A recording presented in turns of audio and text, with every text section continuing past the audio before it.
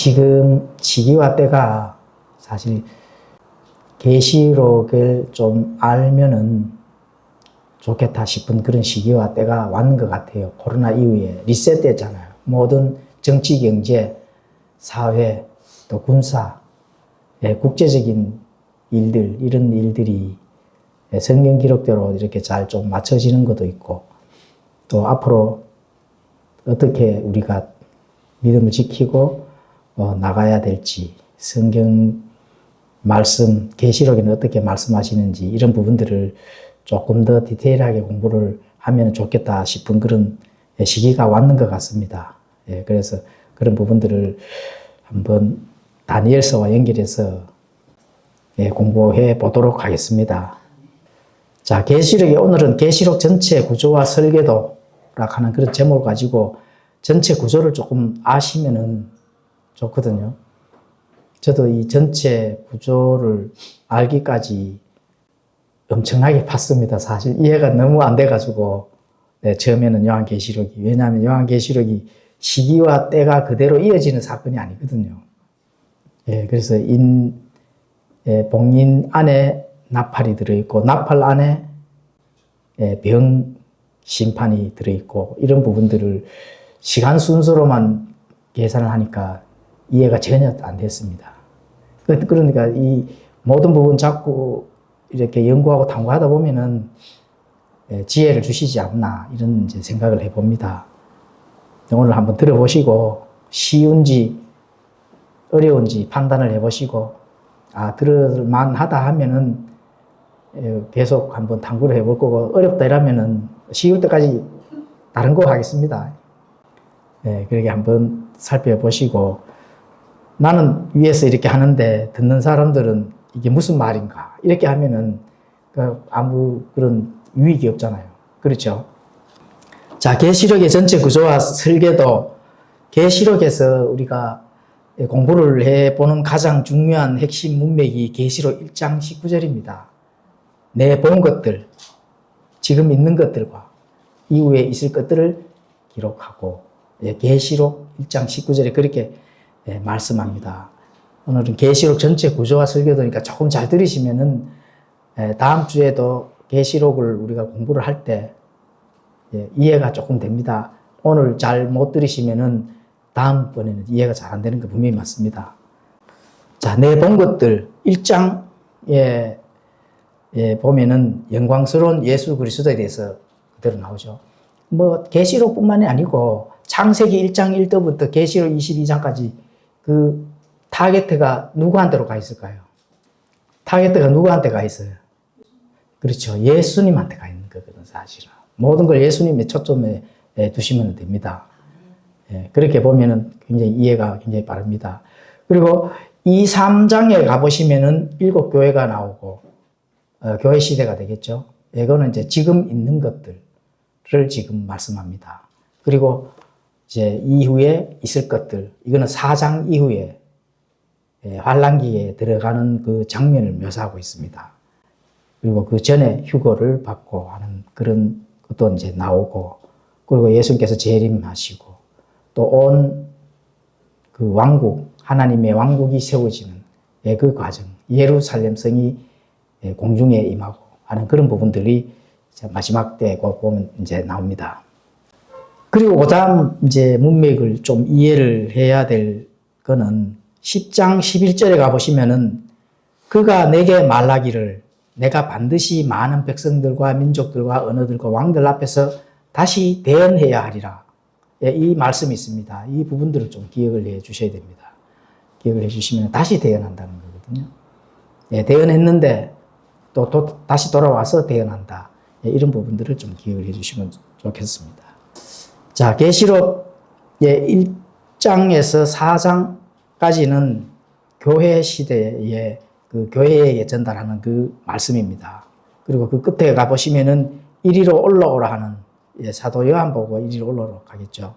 이리로 올라오라 하는 그 말씀은 교회의 예표, 휴거의 그 예표가 됩니다. 요한이 올라가는데 교회 예표가 되느냐. 공부를 해보시면은 교회 예표라는 게 정확하게 알게 됩니다. 자, 1장에서 영광스러운 주님을 보시고 2, 3장에서 이제 7교회를 통해 교회 시대의 영적 상태를 진단을 해줍니다. 그렇죠? 영적 상태. 7교회를 보여주시면은 실제 존재했던 교회입니다. 과거에 그 교회가 존재하고 그 교회를 통해서 교회라는 교회는 그 영적 상태를 보고 깨달아야 된다 하는 거. 이걸 기록을 통해서 우리에게 전달하는 거죠. 영적 상태를 진단하시는 것이 1장에 2, 3장에 나옵니다. 그리고 4장 1절에 가보시면은 이리로 올라오라 하는 그 나팔 소리를, 나팔 소리가 아니고 나팔 소리 같은 음성이죠. 그 음성과 함께 이제 요한이 이제 하늘로 옮겨집니다. 그래 이제 이걸 우리는 교회 예표다. 휴거에 대한 그런 예표다. 어쨌든 환란기가 들어가기 전에 교회가 사라져 줘야 되거든요. 그게 정확히 우리에게 전달하는 교리이기 때문에 우리는 그걸 이제 믿습니다. 요한이 교회 예표가 되는 이유가 뭘까요? 그렇죠. 자, 그리고 오늘 조금 이따가 한번 설명을 다시 드리겠습니다. 이걸 공부를 한 다음에. 자, 7년 환란기가 이제 들어가게 됩니다. 4장에서 18장, 야곱의 고난의 때, 4장에서 18장. 자, 4장에서 18장은 야곱의 고난의 때인데 7 봉인이 먼저 등장하죠. 7 봉인은 적그리스도가 등장합니다. 적그리스도. 그리고 적그리스도가 등장한 그때에는 전쟁, 기근, 그리고 또 죽음, 이런 부분들, 바로 여기에 보면 6장에 보면은 재앙이 시작되는 그 장이 나옵니다. 이 재앙, 재난, 재난의 시작이 되겠죠. 그러면 오늘날 지금 현재 일어나는 것도 재난의 시작일까요? 네, 재난의 시작이 맞습니다. 마태복음 24장에 가보시면 그렇게 기록이 되어 있습니다.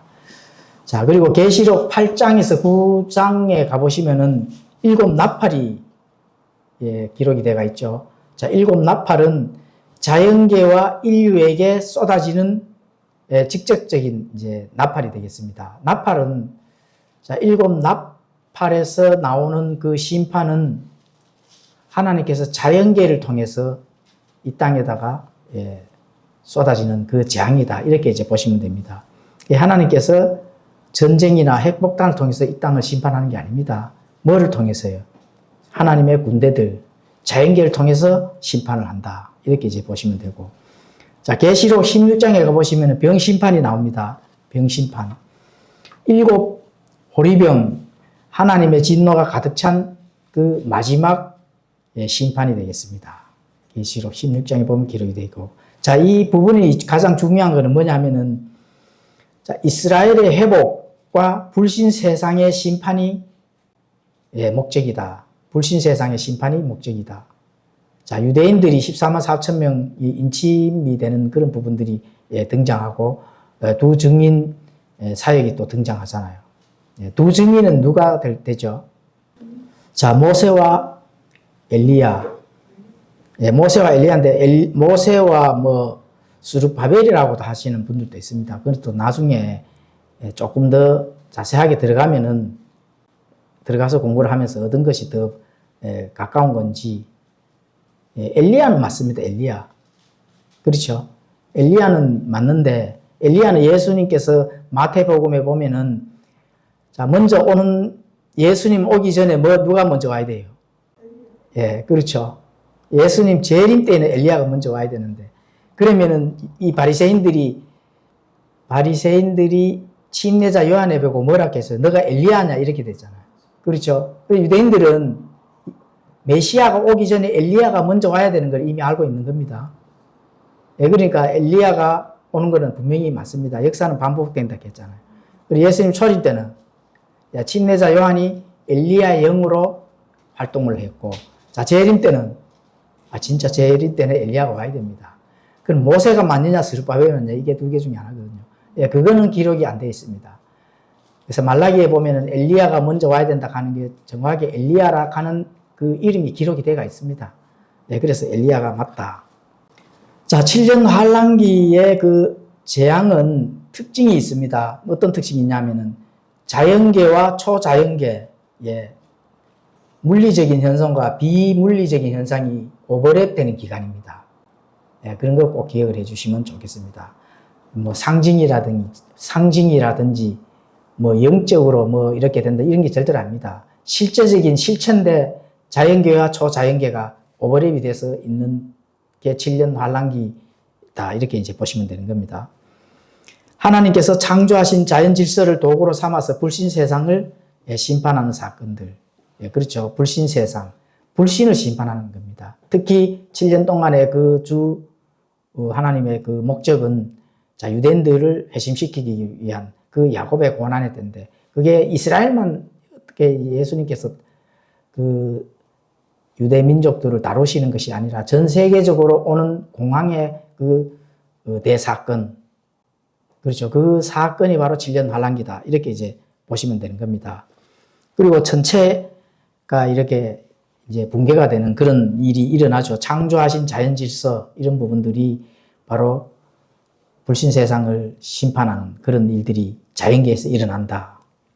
그리고 모든 삶과 섬이 이렇게 제자리로 돌아가지고 하늘의 별들이 떨어지고 태양이 어두워지고 그렇죠. 그런 일. 계시록 6장 12절에서 13절에 가보시면은 그렇게 기록이 되어 있습니다. 자, 또 생태계가 또 파괴되는 일이 일어나죠. 바다의 3분의 1이 어떻게 돼요?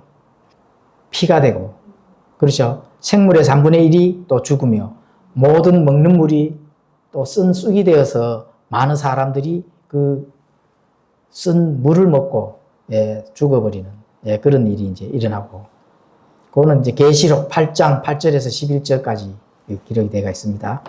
그리고 극심한 가뭄과 화재가 또 일어나겠죠. 땅의 풀과 나무의 3분의 1이 타버리는 그런 재앙이 일어납니다. 계시록 8장 7절에 가보시면 그렇게 기록이 되어 있고. 자, 그러면은 초자연계에서는 어떤 일이 일어날까요? 초자연계, 슈퍼내추럴 월드.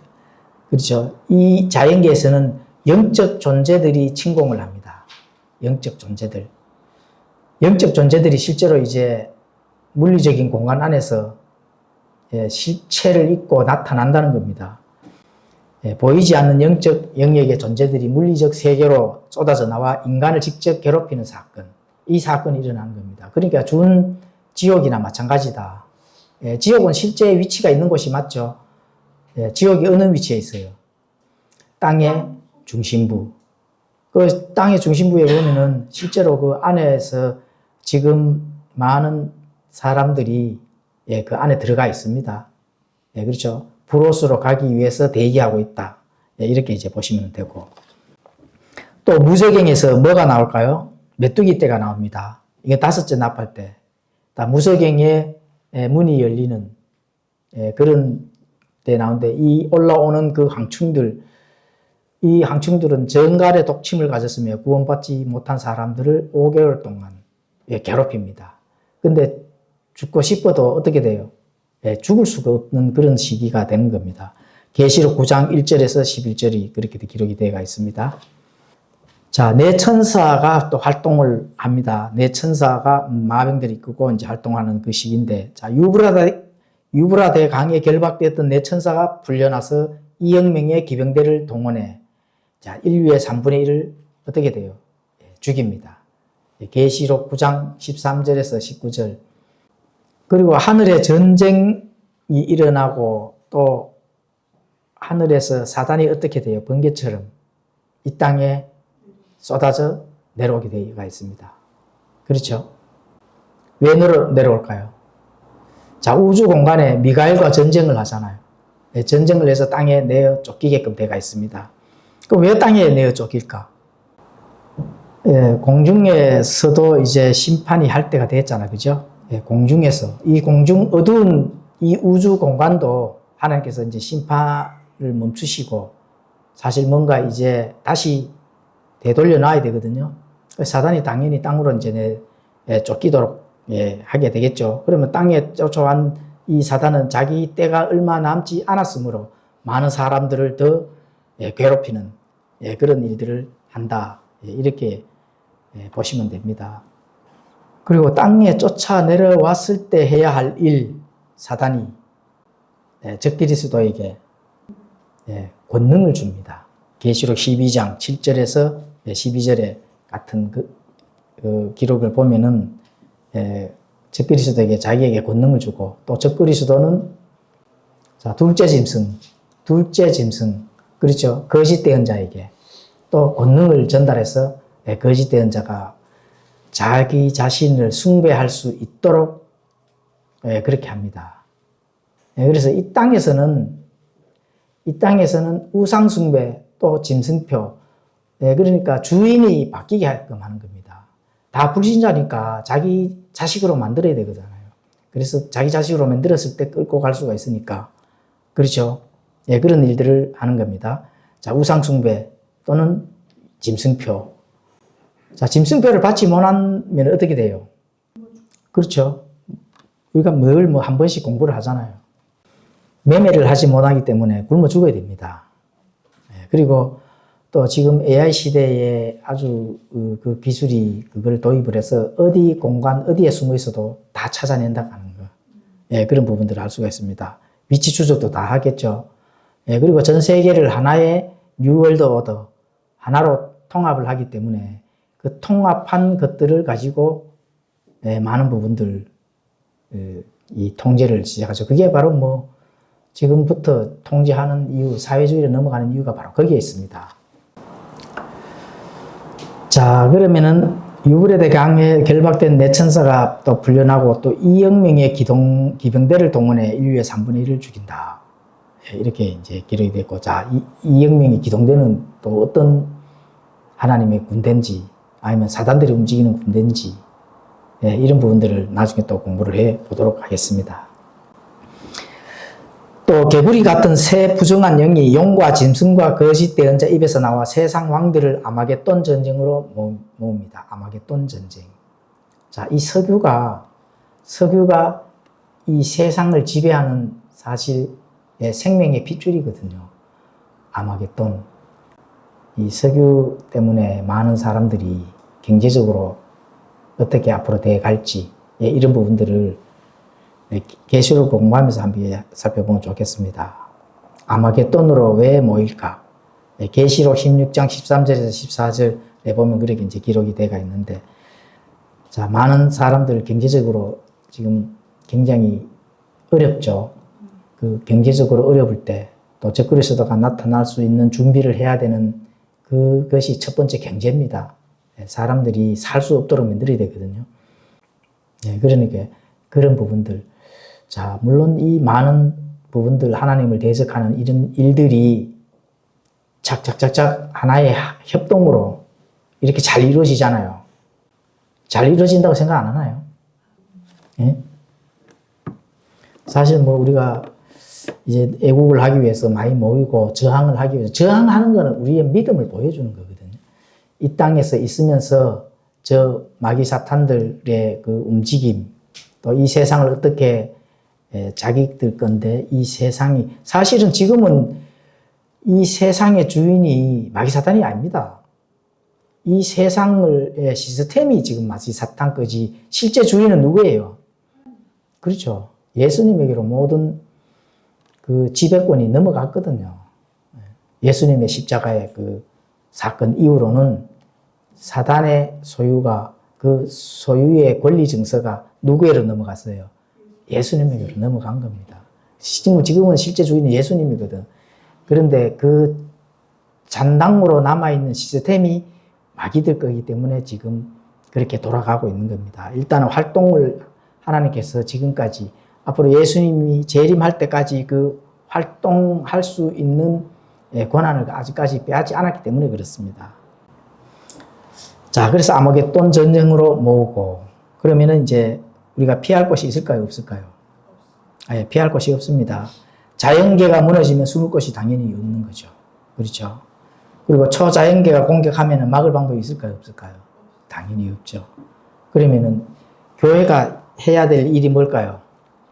숨을 곳도 없고 또 막을 방법도 없다면 이 교회는 어떻게 돼요? 그렇죠. 당연히 휴가 받아야 돼요. 그래서 휴가를 받는 겁니다. 우리가 휴가 받기 싫다 해도 휴가를 받아야 돼요. 예수님 몸에 붙어 있다 하면. 뭐 우리가 이뻐서 휴가 시켜주는 게 아니거든요. 어차피 휴가는 너희들은 받아야 된다. 그게 하나님의 디스펜세이션, 경륜입니다. 숨을 곳이 있고 막을 방법이 있다면은 지금 예수님 안 믿고 휴가 안 받아도 돼. 왜냐하면 천년왕국에 들어가면 어차피 구원받는 거거든. 뭐 천년왕국에서, 그렇죠. 천년 동안 살면서, 천년왕국에서, 자, 이쪽 세대에서 천년왕국 세대로 넘어가면은 구원 받았어요, 못 받았어요? 당연히 구원 받은 거죠. 예. 물론 이제 위치는 다릅니다. 예, 교회의 위치와 천년왕국에서 구원받고 들어가는 그 위치는 달라요. 그런데 어찌됐든,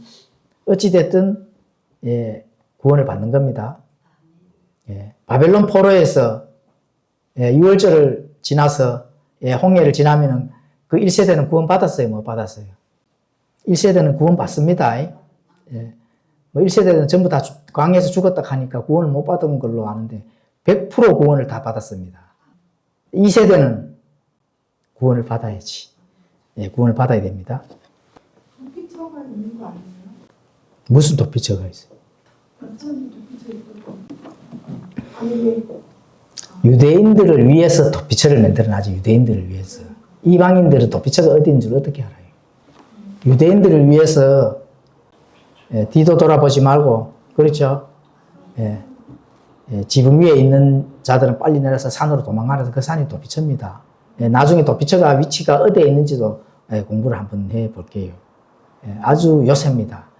군대들이 가서 그 도피처의 그 산악지대 엄청난 이 계곡입니다, 계곡. 예, 계곡인데, 거기에는 이렇게, 물론 뭐 하나님이 막아주시기 때문에 들어가지를 못하는데, 어찌됐든 그 도피처에 들어가는 유대인들은, 예, 남은 자가 되겠죠. 나머지는 다 타협을 해야 됩니다. 자, 영적 전쟁의, 예, 그 실체라 하는 게 바로 여기서 나옵니다. 보이지 않는 영적 전쟁이 환란기에는 바로 육안으로 어떻게 돼요? 보이고 몸으로 느껴지는 실체입니다. 거기. 우리가 지금은 아는 전쟁은 무슨 전쟁이에요? 우리가 지금도 영적 전쟁은 하고 있잖아요. 예, 보이지 않는 전쟁이잖아요. 그렇죠? 예, 혈과 육의 싸움이 아니라 뭐예요?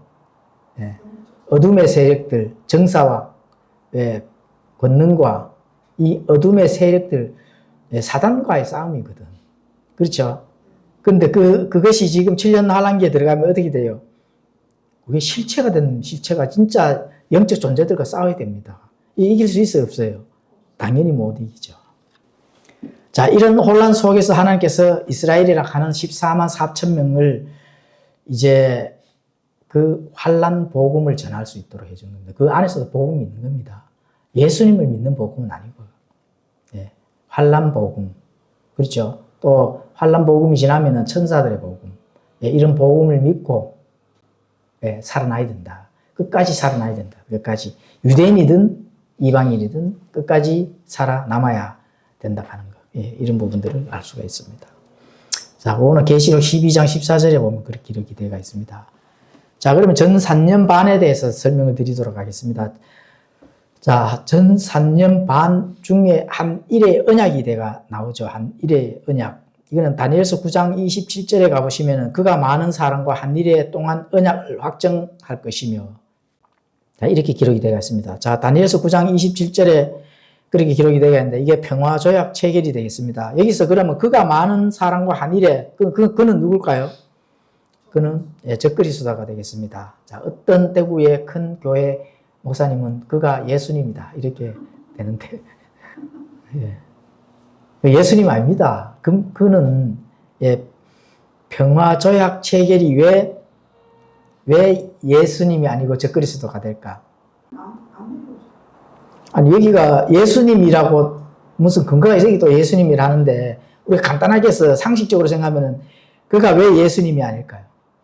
하늘에 계시는 게 아니고 원리적으로 생각을 하시면 됩니다. 예수님은 평화의 권위자로 오시는 거지 체결할 이유가 있어요, 없어요? 네? 예수님이 이 땅에 와서 평화를 체결합시다. 뭐 평화하면 예수님이 예수님의 평화의 주인이고 권위자고 오시면 그냥 평화가 이루어지는 겁니다. 뭐 체결할 것도 없는데 체결한다 하잖아. 근데 뭐 예수님 이렇게. 맞죠? 예, 뭐 성경 기록이 대부분 나타내 주잖아. 그죠? 예, 그래서 한 일해 동안 세계의 평화를 체결하는 것이 바로 이제 적그리스도다. 이게 이제 7년 환란기를 말씀합니다. 그래서 이스라엘 민족과 7년간 평화 언약을 맺으며 등장하는 게 적그리스도다. 그렇죠. 이 조약 때문에 이스라엘은 환란 초기 전 3년 반 평화를 누리며 이제 성전 제3 성전을 이제 재건을 하게 되겠죠. 거기서 이제 희생 의무를 드려야 되니까. 그렇죠. 자, 전 3년 반에 그 나타나는 현상은 이제 평화가 되겠죠. 평화, 어느 정도의 그 평화가 유지되는. 그런데 그거는 이제 적그리스도가 가져오는 가짜 평화, 미혹이다. 이렇게 이제 보시면 되고. 그런데 절대로 본색을 드러나지 않죠. 그 3년 반 이후에는 어디 두고 보자. 이런 거 드러내겠어요? 안 드러내죠. 그리고 또 중동의 복잡한 문제, 석유 문제를 해결합니다. 석유 문제. 중동 분쟁 이런 걸 해결을 합니다. 그리고 이제 평화의 사도처럼 이렇게 이제 행세를 하면서 모든 것을 평전을 합니다. 평전. 전쟁도 멈추고 석유도 해결을 하고 경제가 또 흥왕될 수 있는 안건도 내놓고 이렇게 하겠죠. 어떤 사람들은 트럼프가 그거다 이렇게 하는데 트럼프는 그건 아니고 왜 아닐까요? 그게 아니고 트럼프는 너무 늙었어. 적그리스도는 몇 살에 나와요?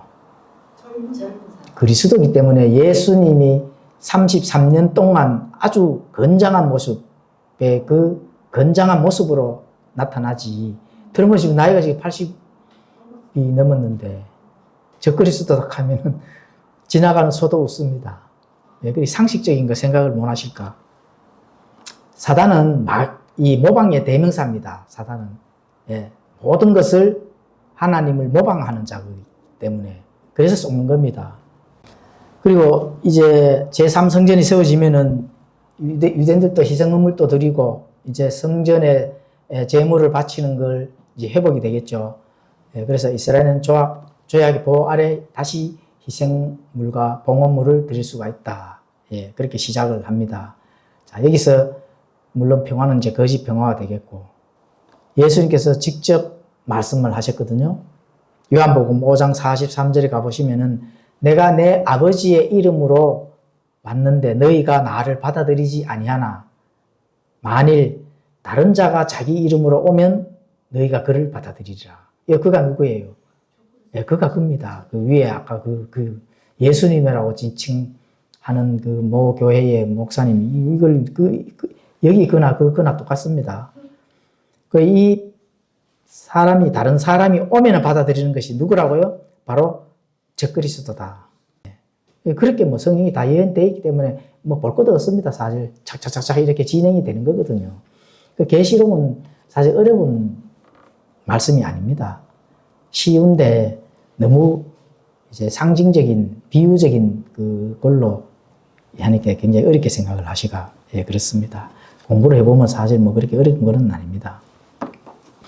자, 후 3년 반 대해서 우리가 간략하게 또 살펴보도록 하겠습니다. 42달간 초자연적인 통치의 적그리스도가 그냥 사람이 아닙니다. 사람이라 하면 아무리 적그리스도 하더라도 인간과 똑같다 하면 그 양심은 있을 거잖아요. 그렇죠? 그런데 양심이 없는 정말로 이 적그리스도입니다. 적그리스도. 사단의 삼위일체 중에 첫째 짐승. 그렇죠? 저 무적행에서 올라온 그 짐승. 그 적그리스도다. 이렇게 이제 보시면 됩니다. 그러면은 영적 존재인데 영적 존재가 사람의 몸으로 입었다 하면은 그 하는 행동이 사람하고는 전혀 다른 거거든요. 그런 부분들은 바로 그 실체를 그때 시기로 넘어가면은 그 실체를 볼 수가 있다 하는 거. 실제로 영적 존재를 이제 우리가 눈으로 그냥 볼 수 있다 하는 그 시기. 그거를 꼭 인지를 하셔야 됩니다. 그렇다 하면은 적그리스도가 나타나고 지하 감옥에 있는 많은 이 사단이 사용하는 사단의 이 마귀들을 올려서 한다 하면 그 물리적인 세계가 어떻게 돼요? 영적 실체가 실제로 사람의 그 물리적인 공간에 활동을 하는 그 시기거든요. 그 시기에 많은 것들을 인간이 접한다. 살아남을 자가 있을까? 없는 겁니다. 자동적으로 타협하지 아니하면은 안 되는 거예요. 자, 그리고 이제 42달 동안 이제 지배를 합니다. 42달. 자, 후 3년 반이 되겠습니다. 계시록 13장 이제 5절에 보면은 그렇게 대가 나오고 13장 5절에 또 용이 그에게 큰 것들을 말하며 신성모독하는 입을 주고 또 그에게 42달 동안 지속할 권능을 주매. 그렇죠. 42달 동안 용이 큰 것들을 말하며 이렇게 하는데 용이 직접 말을 한다는 겁니다. 그렇죠. 용은 이 사탄 루시퍼가 되겠죠. 자, 그리고 무적행 사역자들과 이제 거짓 대언자가 계시록 13장 11절에서 이제 12절에 이제 기록이 돼가 있고, 둘째 짐승입니다. 거짓 대언자. 이 거짓 대언자도 자, 적그리스도에게 그 권능을 받고, 그렇죠. 그 하늘에서 불이 내려오게 하고, 자, 짐승의 형상에게 생기를 주어 말하게 하는 초자연적인 마술을 행하게 된다. 적그리스도도 당연히 그렇게 행하겠죠. 그렇게 행하고, 여러 가지 어떤 그런 것들을 사람들을 이제 미혹하기 위해서 그렇게 기적을 행합니다. 그리고 42달 동안은 단순히 정치적인 통치가 아니라 전 세계적으로 짐승을 숭배하게 만드는 그런 초자연적인 일들이 발생이 됩니다. 왜냐하면은 그 시기에 넘어가면 지금도 엄청나게 지금 AI 시대, 그렇죠. 과거에 이 아날로그 시대가 아니잖아요. 디지털 시대인데, 자, 앞으로 더 발전되는 그런 일이 일어나는데도 불구하고 어떻게 돼요? 짐승에게 우상숭배에 절하라 하면 절하는 그런 사건이 생긴다는 겁니다. 그리고 짐승의 형상에게 생기를 주어 말을 하게 하니까 사람들이 확 쏘가 넘어가는 거죠. 그렇죠. 이런 것들이 다 영적 미혹에 들어가는 부분이다. 우리가 봐서는 아직까지는 영적인 부분들이 실체가 아니니까 그런 미혹이다 이렇게 이제 보는데, 그때 되면은 그게 영적이라 하는 그런 의도 사용할 수가 없는 게 모든 것이 실체로 나타나기 때문에 영적이다, 물리적이다 이런 의를 사용할 이유도 전혀 없는 겁니다. 그리고 나팔 재앙이 이제 일어난다 하면은 무적행의 황충이 이제 나타나고 또 이영명의 그 마병대, 그렇죠. 이 나타나고, 이거 여섯째 나팔. 그리고 이런 것들은 인간적인 상식을 벗어난 초자연계의 그 전쟁이다. 이렇게 이제 보시면 됩니다. 그리고 계시록 13장 16절에서 18절에 가보시면 짐승표인데, 짐승표의 주 목적은 경제적인 것을 통제하기 위해서 그렇습니다. 경제적인 걸 통제한다 하면은 자기 자식을 만들 수밖에 없는 자식으로 만들어야, 그렇죠. 사단의 자식으로 인을 찍어야 된다 하는. 그래서 그런 부분들을 하는 것은 바로 이 짐승표를 주는 것밖에 없다는 거거든요. 그러려면은 경제를 통제한다 하면은 많은 부분 사람들이 타협을 한다는 겁니다. 오늘날도 마찬가지죠. 아직까지도 경제적인 그런 부분들을 제재를 하면은 많은 사람들이 타협할 수밖에 없는 그런 일로 다 돌아서게 됩니다. 그렇게 진리든 뭐든 이런 거 다 내팽개치고 내 살 길을 찾는다는 거거든요. 자, 후 3년 반 동안 적그리스도가 전 세계를 완전히 장악하기 위해 사용하는 경제적인 시스템이다. 이게 짐승표입니다. 그 위치는 오른손이나 이마의 표를 받게 합니다. 이마의 표를 받게 하는 그 표, 짐승표. 그렇죠. 이건 이제 통제를 하기 위한 수단도 당연히 되겠죠. 자, 이 표가 없는 자는 누구든지 뭐를 할까요? 매매를 할 수가 없습니다. 그래서 먹고 사는 생존권을 볼모로 영혼을 팔게 만드는 것이다. 자, 그러면 숫자 666 짐승표에 대해서 설명을 드리겠습니다. 이게 어떤 표냐 하면은 사람의 숫자가 되겠습니다. 하나님의 수에 해당되는 것은 완전수 7이 되겠죠. 그럼 6은 자, 인간의 완전수가 됩니다. 인간의 완전수. 그래서 6 세개가를 더한다 하면은 인간의 완전수에 대한 정점, 바로 적그리스도의 이름이나 그 이름을 나타내는 수치다. 그렇습니다. 이게 어떤 경제 시스템에 도입되면 기계나 이런 게 아닙니다.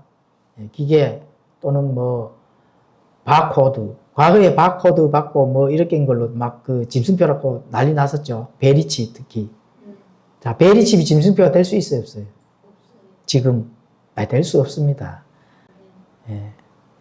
과거에 어떤 한 목사가 베리칩 가지고 짐승표로 해서 난리 났죠. 그래서 사람들 많이 따라간 사람들 많습니다. 너무 무지해가지고 그런 것이고, 너무 무지한 게 아니고 너무 그런 부분들을 가르치는 교회가, 제대로 가르치는 교회가 없었기 때문에 그렇습니다. 예. 저도 그런 부분에 대해서 알지를 못했을 때, 예, 이 목사 저 목사 많이 따라다녔습니다. 예, 그렇죠. 예, 그런데 그런 걸 무시하면서 벗어나야 됩니다. 무시하면서. 예, 성경대로 그대로 읽으면은 이해가 사실 다 돼야 되거든요. 성경책을 뭐 여기서 뭐 주석을 가지고 이게 뭔가 이런 걸 사실은 안 해도 읽기만 하여도 이해가 그저 다 돼야 됩니다. 예, 그렇죠. 자, 계시록을 읽는 성도의 마음가짐에 대해서 설명드리겠습니다. 계시록 1장 3절. 지금부터 사실 중요합니다. 위에 거는 그냥 계시록 전체 이렇게 나타나는 거를 이제 설명드리는 거고, 중요한 거는 우리의 마음가짐이 중요한 거거든요. 예, 그렇죠. 계시록 읽는 성도의 마음가짐. 1장 3절에 보면 그렇게 기록이 되어 있습니다. 이 대언의 말씀을 읽는 자와 듣고 그 안에 기록된 그것들을 지키는 자들은 복이 있나니 이는 때가 가깝기 때문이라. 예, 그렇죠. 이 대언의 말씀들을 읽는 자와 듣고 지키는 자들은 뭐가 있다고요? 복이 있다는 겁니다. 예, 복. 자, 그러면은 왜 복이 있다 할까요? 이게 중요한 거거든. 왜 복이 있다 할까요? 내만 답을 알고 질문하기 죄송합니다, 사실. 내만 답을 알고 반대로 성도님들 내인데 물으면 저도 어차피 답 못합니다. 예, 예.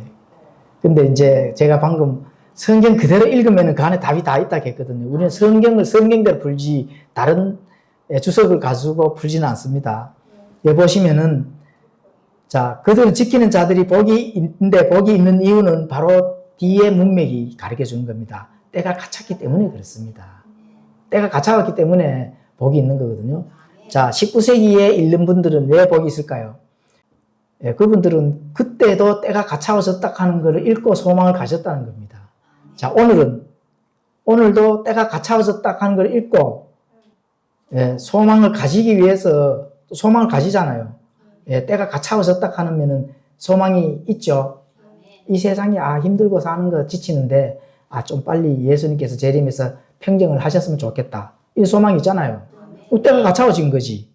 그러면은 읽고 듣고 지키면은 복이 있는 거죠. 예, 그 답이 멀리 있는 거 아니죠. 자, 계시록 1장 7절에 보라 그분께서 구름들과 함께 오시리라 모든 눈이 그분을 보겠고 그분을 찌른 자들도 볼 것이요 땅의 모든 족속들이 그분으로 인해 통곡하니 참으로 그러하리라. 아멘. 예, 그렇죠. 자, 본다는 겁니다.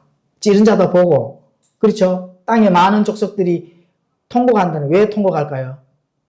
실체를 보기 때문에 통곡하는 겁니다. 예, 실체입니다, 실체. 여기서 중요한 의미는 실체입니다. 자, 히브리서 11장 1절, 믿음은 바라는 것들의 실체요, 보이지 않는 것들의 증거니. 예, 그렇죠. 자, 믿음은 바라는 것들의 실체라 하는 것은 딱 적혀놓고, 보이지 않는 증거들을 믿어야 되는 겁니다. 보이지 않는 증거가 뭘까요? 말씀이잖아요. 말씀을, 문자지, 뭐 보이는 거 있어요? 예? 적거리에서도 지금 보입니까? 안 보이잖아. 그렇죠. 근데 그게 증거랄까? 증거는 실체가 있기 때문에 증거가 있는 거지. 실체 없는 증거는 그건 아무 소용이 없습니다. 자, 실체 없는 증거를 우리가 과거에 공부할 때 뭐라고 했습니까? 부처 세하는 그 부처를 보고 실체가 없는 증거를 하잖아요. 그렇죠? 그거는 보이는 증거. 예, 실체는 있는데 보이잖아. 우리는 보이지 않는데 증거고 반대로 돼 있잖아요. 그죠? 보이지 않는데 증거를 믿는 게 그게 실체이면서 믿음입니다. 예. 그 믿음은 사실 필요 없기 때문에 보이는 거 갖다 놓으면은 거기에 보이니까 믿는 거면 그거는 뭘까요? 실체가 없다. 이렇게 보시면 되는 겁니다. 자, 보이지 않지만 고대하고 바르다 실체가 나에게 도착하는 바로 그 목적지입니다. 우리의 목적지는 어디예요? 예. 하나님의 왕국이잖아. 예수님을 만나는 거거든. 예, 그게 실체거든요. 그게 도착지입니다. 내 도착지가 태평양 바다다. 이렇게 하면 큰일 납니다. 예, 우리의 도착지는 뭐예요? 예수님을 만나는 거. 예, 진짜 그 예수님을 만나는 거예요. 성경 기록에 나오는 그 예수님을 만나는 거예요.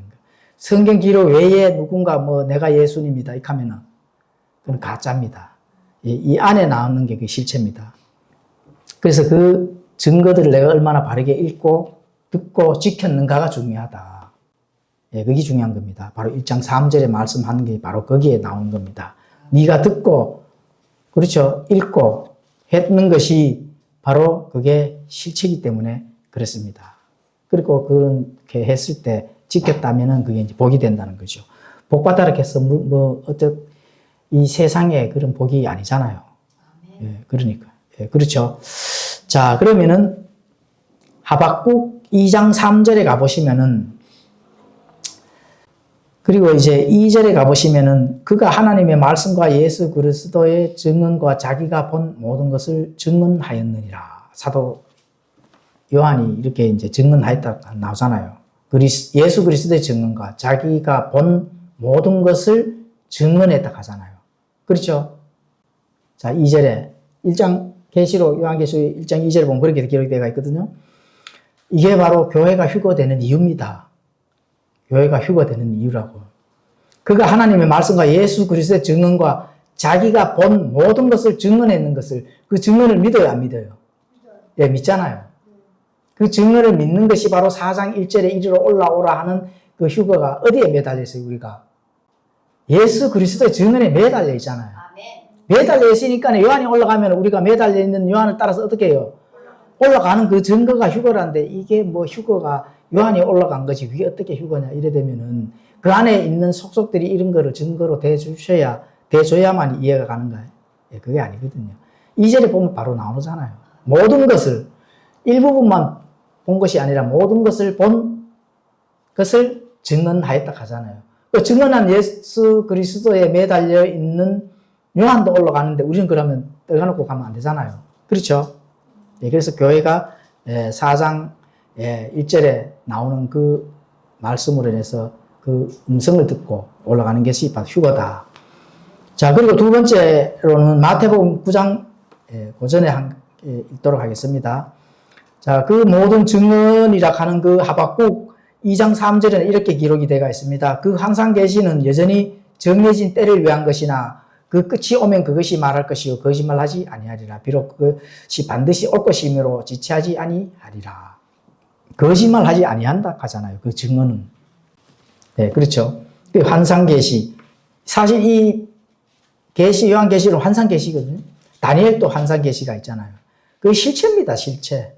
예, 문자로 줄 수 있을 만한 그 전에 계시록 기록되기 전에 요한에게 환상 계시로 주고 너 올라와서 직접 봐 이렇게 된 거거든요. 예, 그렇게 이제 순서가 이루어지는 겁니다. 자, 내 믿음대로 될지어다 하는 그 말씀도 마태복음 9장 29절에 말씀되어 있습니다.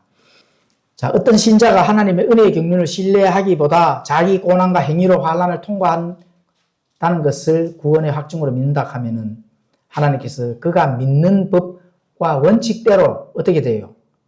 그를 대한다. 이거 꼭 명심하셔야 됩니다.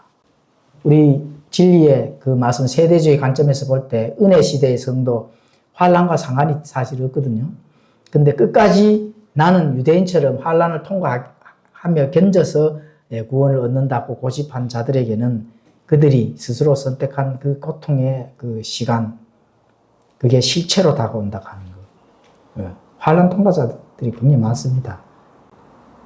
그래서 그렇게 가르치는 교리에서 벌벌 떨고 있다가 정말로 휴거 받지 못하고 환난에 들어간다는 거죠. 그렇게 가르치는 교회에서 빨리 제대로 된 복음을 가르치는 대로 와서 맞는지 안 맞는지 확인은 하셔야 되지. 그래도 확인하고 안 맞으면은 원위치도록 하시고 맞으면은 맞는 데서 신앙생활 하셔야 된다.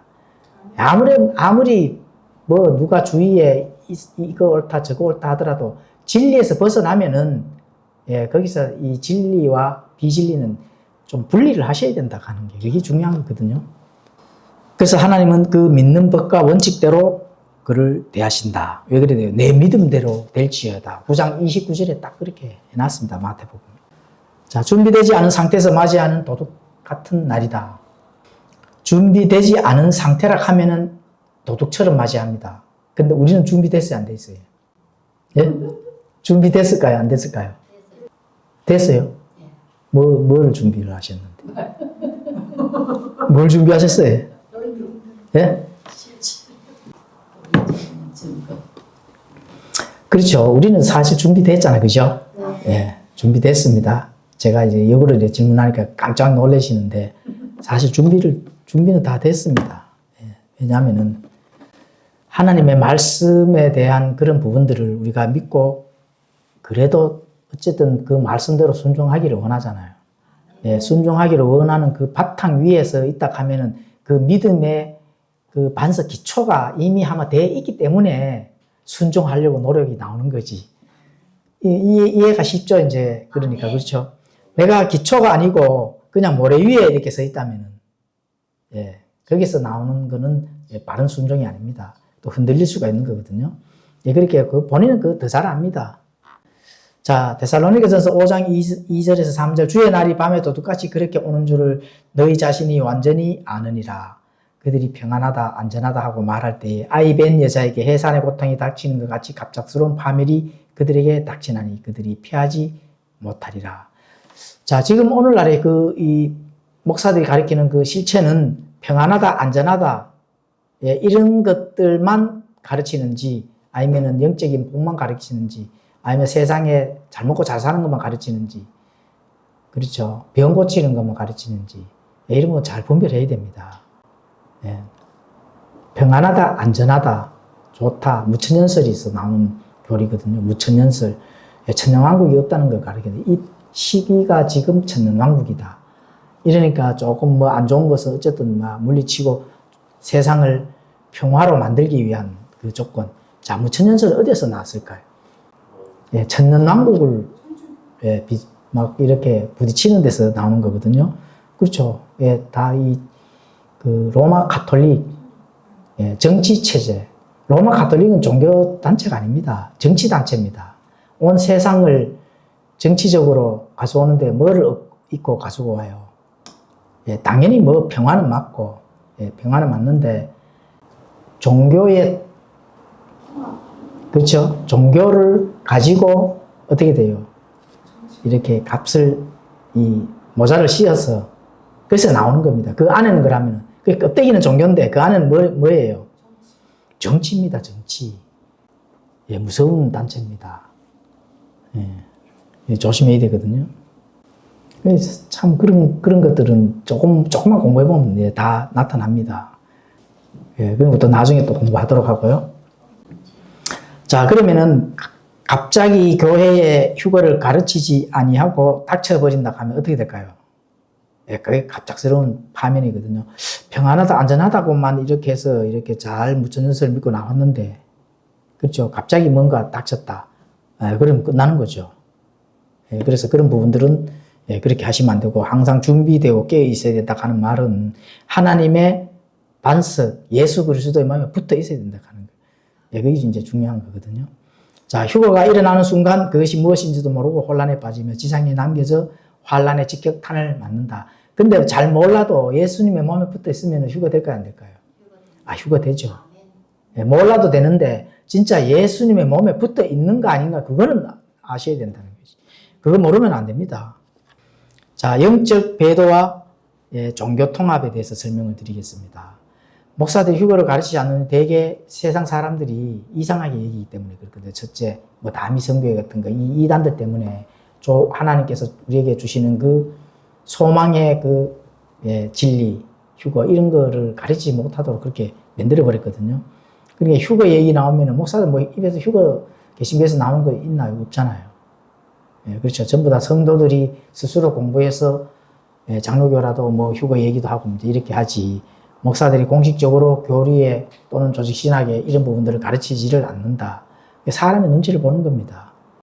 그렇다면은 그 실체가 어떻게 될까요? 배우지 못한 자들에게는. 예. 조금 전에 그렇잖아요. 자, 이 자연계에서 닥칠 그거에서도, 예, 막지 못하고 피하지 못하고, 또 초자연계에서도 닥치는 이 전쟁, 거기서도 막지 못한다 하면은 탈출구가 뭡니까? 휴거밖에 없잖아요. 근데 그 휴거의 소망을 잃어버린다 하는 그런 부분들. 예, 거기서 확신이 뭐 여러 가지 교리를 알지 못하니까 어떻게 돼요? 환란을 통과해서 거기서 믿음을 증명받은 다음에야 휴거를 받든지 구원을 받을 수 있다. 이렇게 가르치는 거죠. 예, 그래서 결국 이런 종교 통합의 그 배교의 물결 속에 들어갈 수밖에 없다. 그게 바로 지금 유대교, 이슬람교, 기독교, 뭐 기독교는 이제 그 로마 가톨릭이 주체가 되는 겁니다. 왜 지금 그 이름이 아브라함 가족의 집이라 하는 게 이미 세워져 있습니다. 아랍에미리트에. 자, 오늘 그림을 한번 보여드리겠습니다. 자, 이겁니다. 아랍에미리트. 아브라함의 가족의 집입니다, 이게. 그러니까 이게 이제 보면은 기독교, 그죠? 이슬람교, 유대교, 평화로운 공존을 상징하는 건축물로 아랍에미리트 아부다비에 위치하고 있다. 지금 지어져 있거든요. 종교통합하기 위해서 이렇게 여기서 이제 계속 작전을 짜고 있습니다. 이게 2019년에 이렇게 이제 서명을 해서 세계 평화와 공존을 위한 인류 형제다. 어쨌든 세계 평화, 가짜 평화를 빌미로 이렇게 만들어 놨는 거예요. 그렇죠? 네, 이렇게 되어 있고. 자, 세계 종교 간의 대화와 협력을 촉진하고 인류의 평화롭게 공존할 수 있는 메시지를 전달하는 것을 목표로 한다. 왜 이제 평화를 가지고 오는 거죠? 자, 평화는 누가 와야 됩니까? 예수님이 오셔야 평화가 되는 거지. 사람이 이 세상을 평화롭게 만든다 하면 그게 무슨 설이라고요? 무천년설인 겁니다. 천년왕국이 없다는 거거든. 자, 그래서 분별력을 잃은 적그리스도의 체제가 들어설 것을 준비하는 단계입니다. 그래 하나님이 주신 평화를 오해하고 그 시스템 속으로 걸어 들어가게 된다. 예, 이런 부분들이 굉장히 중요합니다. 그리고 파수꾼의 죄와 그에 따른 심판, 이 파수꾼 전달하는 자들이라는 거거든요. 뭐 목사나 교사나 이런 사역을 하시는 분들이 되겠죠. 자, 에스겔서 33장에는 바로 그 정확하게 기록이 되어 있습니다. 33장 6절에 가보시면은 그러나 칼이 닥치는 것을 파수꾼이 보고도 나팔을 불지 아니하여 백성이 경고를 받지 못하였으므로 칼이 닥쳐서 그들 가운데 어떤 사람을 취하면 그들 자기 불법 가운데서 제거되었으나 그의 피는 내가 파수꾼의 손에서 요구하리라. 그러니까 어떤 사람 취하면 그를 자기 불법 가운데서 제거되었다는 거거든요. 그리고 그 피는 파수꾼 손에서 요구한다는 겁니다. 이 나팔을 잘 불어야 된다는 거죠. 그럼 받는 사람은 그러면 경고가 없을까? 있습니다. 에스겔서 33장 4절에 가보시면은 그때 어떤 사람이 나팔 소리를 듣고도 경고를 받아들이지 아니하므로 칼이 닥쳐서 그를 제거하면 그의 피가 그의 머리에 돌아가리라. 예, 그렇죠. 그래 나팔을 부은 자와 또 그 나팔 소리를 듣는 자, 부은 자도 잘 불어야 되고 듣는 자도 잘 들어야 됩니다. 예. 그리고 5절 하반부에 가보시면은 경고를 받아들이는 자는 자기 혼을 구출하리라. 경고를 잘 받아들이시기 바랍니다. 예. 진리는 절대로 타협하지 않는다 하는 그런 거. 왜냐하면 누룩을 싫어하기 때문에 하나님께서 거룩이라 하는 용어를 우리에게 주셨거든요. 예. 내가 거룩하니 너희도 거룩하라. 거룩하는 건 뭐 깨끗하고 요상하고 좋게 보이고 이런 게 아닙니다. 하나님의 위치가 여기 있으면 내가 이쪽으로 분리되는 게 그게 첫 번째 거룩입니다. 하나님의 위치에 하나님의 영역에 분리되면은 내가 아무리 더러워도 어떻게 돼요? 거룩한 거거든. 하나님이 거룩하다 하면 거룩한 거거든요. 예, 그렇죠. 그게 거룩입니다. 내가 더러워도 하나님 편에 붙어서 하나님 보시기에 깨끗하게 보이는 거. 그게 거룩이지. 내 모습이 거룩해진다고 하나님이 거룩하게 여겨지시는 것은 아니다. 그래서 뭐 개신교에서 예수님의 신부니까 신부단장에 아무리 단장해도 그 진리 자체를 모른다 하면은 그 뭐 거룩이 뭐 있겠어요. 내 얼굴에 분칠한다고 예쁜이 그 좋게 보이겠냐고요. 자, 그래서 그 영적 기근의 결과로 양떼가 환란에 떨어졌을 때 그 책임은 고스란히 누구에게 돌아가요? 목사에게 돌아갑니다. 목사에게. 그래서 바르게 나팔을 잘 불고 또 백성은 그 나팔 소리에 귀 기울여서 잘 받아들여 그 진리대로 순종하고 믿음을 지켜나가야만 하나님께서 기뻐하시는 일, 그 신앙의 여정의 승리의 그 길로 갈 수 있다 하는 것을 알 수가 있습니다. 네, 기도하고 마치겠습니다.